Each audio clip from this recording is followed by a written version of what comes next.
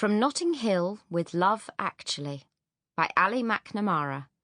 Read by Finty Williams. Chapter 1. I didn't feel much like Julia Roberts as I emerged from the hot and crowded London Underground.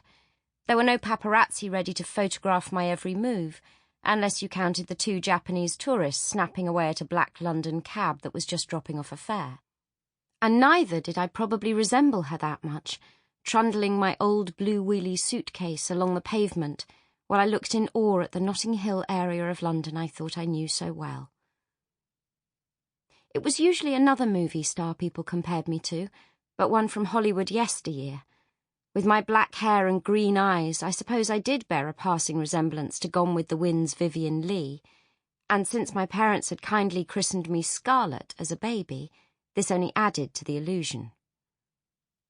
It certainly doesn't look much like the movie, I thought, as I made my way down Portobello Road, which was lined with many antique and craft shops.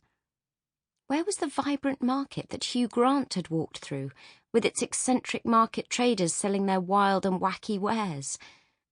So there were a few stallholders, but I really didn't think a fruit and veg stall and a man selling dodgy-looking watches equated to a Hollywood movie. I've always loved any film Hugh Grant was in, but I don't really know why. I don't fancy him exactly, I just love watching him up on the screen. I was certainly at my happiest during the 4 Weddings Notting Hill Bridget Jones era. There's something very comforting about watching a Hugh Grant movie. You know no one's head will be blown off in the first 3 minutes, no one will be tortured, and the worst thing that might happen is seeing a lanky Welshman eating mayonnaise in his underpants. Now, I'm sure it said I have to turn off somewhere near a coffee shop.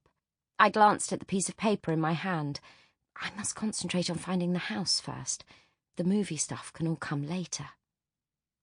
I looked around for a street sign.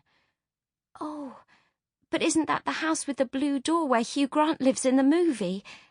No, Scarlett, concentrate for once in your life. Stop daydreaming.